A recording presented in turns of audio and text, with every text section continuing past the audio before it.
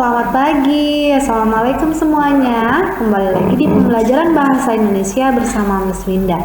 Oke, untuk semuanya silakan siapkan buku dan alat tulisnya ya.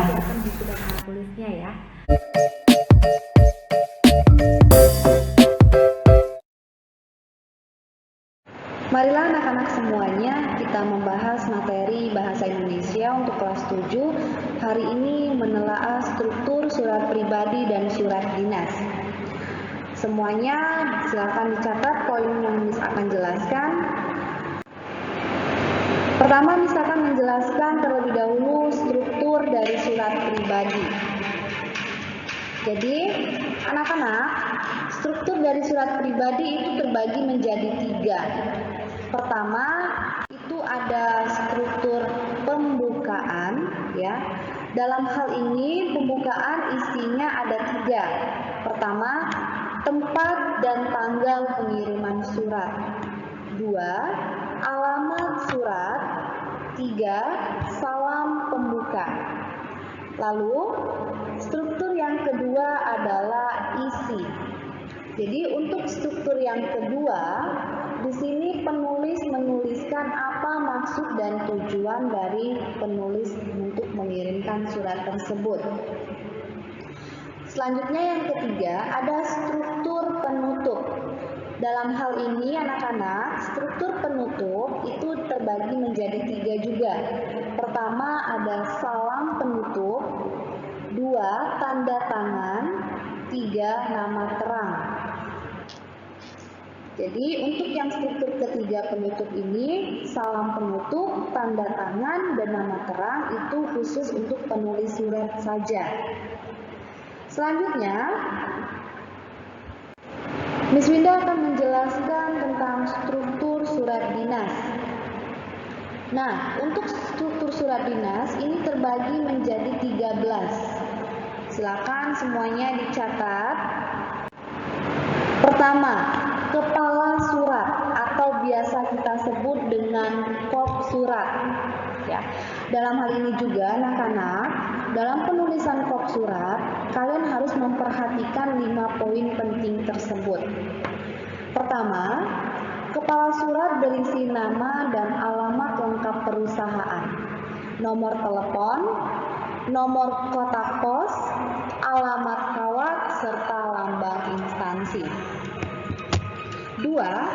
Nama instansi ditulis dengan huruf kapital. 3. Alamat lengkap dan lainnya ditulis dengan huruf awal kapital, kecuali kata tugas. 4. Nomor kode pos ditulis setelah nama kota tempat instansi berada. Dan yang kelima, nama-nama yang tercantum pada kepala surat jangan disingkat. Seperti kalian akan menuliskan alamat, ya.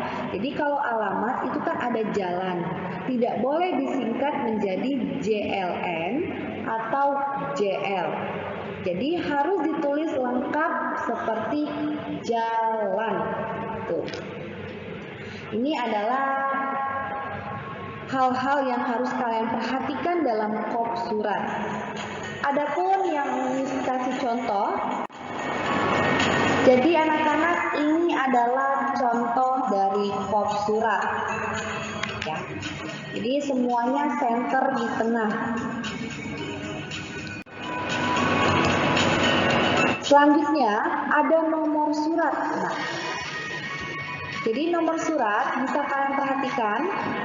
Nomor 05 garis miring 11 garis miring angka Romawi 6 garis miring 2022. Akan Miss jelaskan, untuk 05 itu disebut kode surat, yang mana kode surat ini berlaku untuk keluar masuknya surat. Jadi apabila surat itu digunakan terakhir pada nomor 5, maka selanjutnya akan dilanjutkan kepada nomor 6. Jadi mengikuti urutan surat tersebut keluar.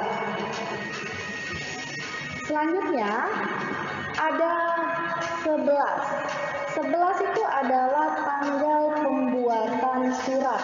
ya. Jadi ditulis tanggal berapa kalian membuat surat tersebut. Gitu. Selanjutnya ada juga Romawi 6.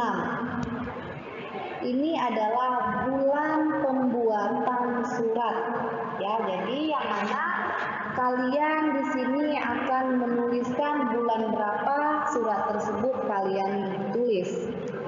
Dan yang terakhir 2022. 2022 ini adalah tahun pembuatan surat. Jadi tahun berapa kalian buat surat, silakan ditulis tahun berapa.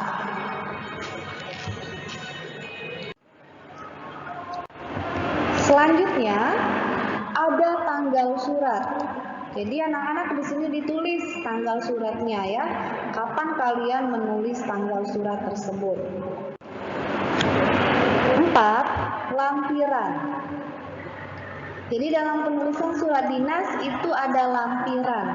Lampiran adalah lembar tambahan yang bisa dilampirkan. Lampiran ini bisa dalam bentuk lembaran atau dokumen lain. Jika tidak ada lampiran, biasanya ditulis dengan tanda hubung strip, ya. Perhatikan contoh 2 ini. Pertama, lampiran titik 2 lembar. Jadi kalau misalkan lampirannya ada 2 lembar, silakan ditulis 2 lembar. Kalau ada 5 lembar, silakan tulis juga 5 lembar.